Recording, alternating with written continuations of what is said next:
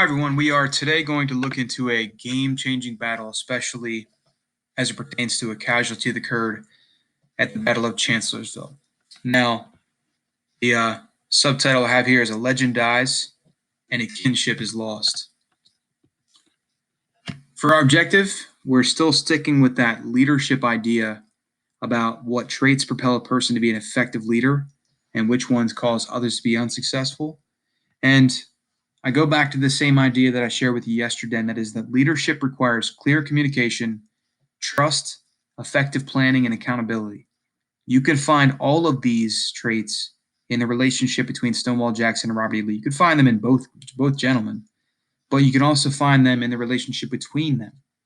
Their accountability, their trust with what happened in this battle, especially at the beginning of this battle, it's not possible. And Lee's not going to do something so daring without a tremendous, an immense amount of trust in Stonewall Jackson.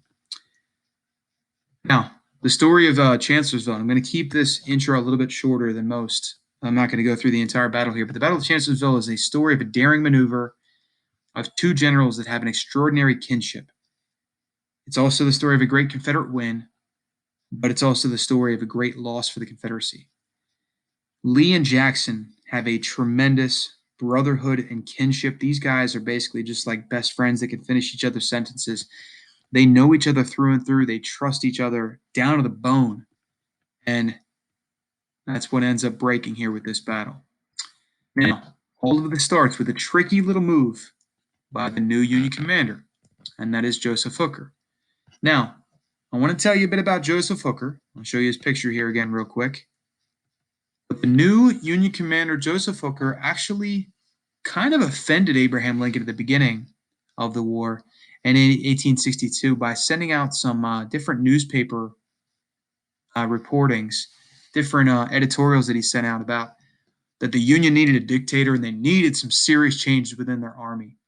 And altogether, he outlined all these things that needed to change. And Lincoln actually said, well, if you really think you can win, I'm willing to give it a shot. And so he decided to make Joseph Hooker his new Union commander. And Hooker did a couple good things. Number one here, he created a more unified cavalry corps to replicate the success of Jeb Stuart of the South. And so they're going to have one cavalry corps that's just going to report directly to the commander. Previously, they had a cavalry with each corps, and they'd report to that corps commander, and then eventually the corps commander might report it to the overall commander. But instead, they're going to say, we're going to do it just like the South does it. We're going to have one cavalry, and you report directly to me, the top commander.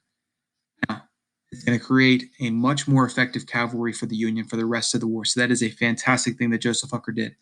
Secondly, he demanded better food and better medical care for the soldiers, much more sanitary medical stations. And so more soldiers are going to survive amputations and such.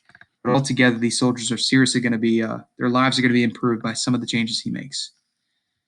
As soon as the spring of 1863 breaks, as soon as the winter clears, Hooker is going to move his huge 130,000 man army against the Confederates. Now, he's going to try to be tricky. He's going to do what Ambrose Burnside should have done. He's going to do a little juke maneuver down here. He's going to try to fake out Lee and make Lee think he's coming down here towards the east of Fredericksburg. Meanwhile, he's going to take the rest of his entire army and he's going to swoop them around to the west and try to attack Lee from the rear. He's going to try to get to the back of the Fredericksburg Heights, not to even touch that stone wall, not get anywhere close to the bloodbath that Ambrose Burnside just experienced. But he's going to try a little juke and jive move and try to trick Robert E. Lee. The only problem is Jeb Stuart caught him. Jeb Stuart right here caught Joseph Hooker's move and comes back and tells Lee. And now Lee knows essentially what Joseph Hooker is doing, and he knows where he is. And then he sends out his scouts again to go do some more intel, to get some more intel, get some more reconnaissance for him. And so now he has a good idea of where Joseph Hooker is and how to possibly attack him. But here's the tricky part. How do you get to him? The only way to really get to him easily and attack the parts of his army that would be surprised is by going on a really wild march and splitting up your own army. And Stonewall Jackson says, I'll do that march. I'll go for the wild march. I'll go through these unmarked roads in the area called the wilderness. I'll take my entire corps there and I'll take this chance. Robert E. Lee commits what is normally considered a cardinal sin in any war.